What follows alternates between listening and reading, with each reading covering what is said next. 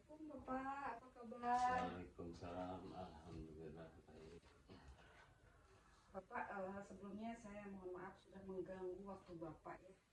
Hari ini, dalam sesi ini saya ada kegiatan untuk memenuhi tugas saya, tugas demonstrasi kontekstual, untuk mengajukan beberapa pertanyaan kepada Bapak tentang pengambilan keputusan yang berbasis nilai-nilai kebijakan. Mudah-mudahan Bapak bersedia ya Pak ya? Bersedia.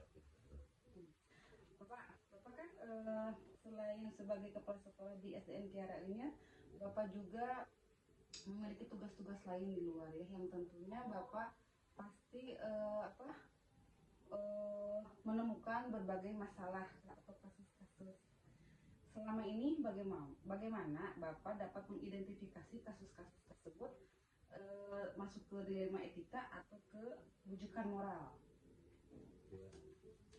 Baik, saya jawab sebisa menurut pengetahuan saya ya. Yang untuk permasalahan memang kita karena manusia, sebagai manusia makhluk hidup, tentu kita punya permasalahan yang memang diantaranya permasalahan itu terkadang baik. Ada dua permasalahan, harus mengambil permasalahan yang memang kedua-duanya baik. Nah, itu yang termasuk dilema etika, gitu kan. Nah, untuk pengambilan keputusan itu ya tentunya kita memerlukan banyak pertimbangan. Tentu ya Pak ya, banyak pertimbangan. Banyak pertimbangan begitu. Kalau untuk yang bujukan moral Pak, nah kalau diulangi lagi yang dari awal itu yang permasalahan apa mau etika, dilema etika. Kalau dilema etika itu kan benar ya, dua-duanya benar. Nah, kalau untuk bujukan moral itu sebenarnya lebih gampang, karena untuk bujukan moral itu yang dua permasalahan itu antara benar dan salah ya. Mungkin kita tinggal pilih yang benar, itu lebih mudah untuk memutuskan. Jadi lebih mudah ya Pak ya kalau yang bujukan moral dibanding yang dilema etika. Kalau dilema etika kan sama-sama benar, jadi kita namanya aja sudah dilema ya Pak ya. Ya, dilema itu dilema ada dua permasalahan yang memang sulit untuk dipecahkan. Iya. Menjadi dilema gitu ya Pak ya. Nah, lalu ketika Bapak menghadapi situasi yang menemukan masalah yang kedua-duanya benar, bagaimana langkah Bapak? Ya tentunya saya perlu bantuan rekan-rekan di sekolah, warga sekolah. Tentunya saya meminta minta pendapat yang lain dengan ya diskusi bagaimana caranya untuk memutuskan permasalahan ini.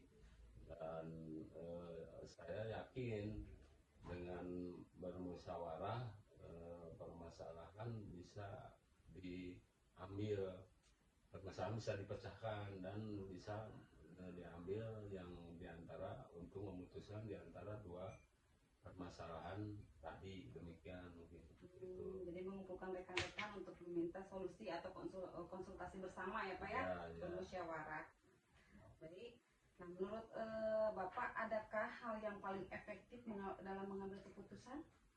Ya efektifnya ya itu seperti barusan dibilang, itu efektif dengan cara berdiskusi, bermusyawarah Pak ya. Dengan cara bermusyawarah efektif itu. Nah, itu yang paling efektif menurut ya, Bapak ya. Dibanding mengambil keputusan sendiri itu rasanya seperti apa ya, orang itu tidak membutuhkan orang lain gitu. Padahal kita itu makhluk sosial.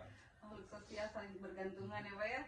Nah, adakah tantangannya Pak selama menjalankan kasus tersebut, dilema etika tersebut? Ya, tantangannya tentunya kita lebih ke memilih mana yang harus diputuskan ya, karena memang dua-duanya benar. Memiliki nilai kebajikan. Itu tantangannya yang paling utama itu, dan kita harus memutuskan.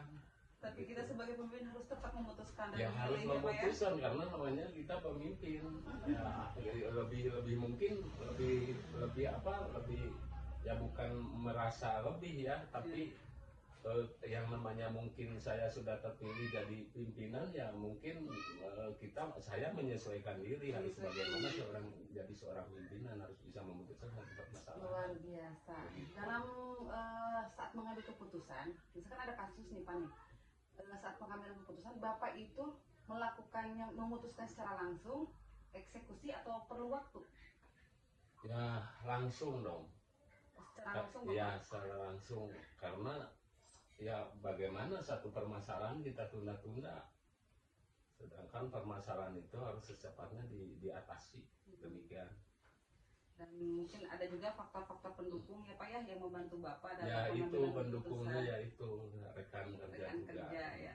Nah Bapak, satu kali lagi nih pertanyaan dari saya, dalam menghadapi keputusan dilema etika ini, adakah pembelajaran yang paling penting yang Bapak dapat petik gitu? Ya pembelajarannya tentunya saya balik lagi yang tadi, karena menjadi dasar memang untuk di organisasi itu memang tidak bisa berdiri sendiri. Ya kita tentunya itu tadi, jadi pelajaran yang dapat dipetik itu, saya merasa tidak bisa berdiri sendiri dan memerlukan orang lain untuk berdiskusi.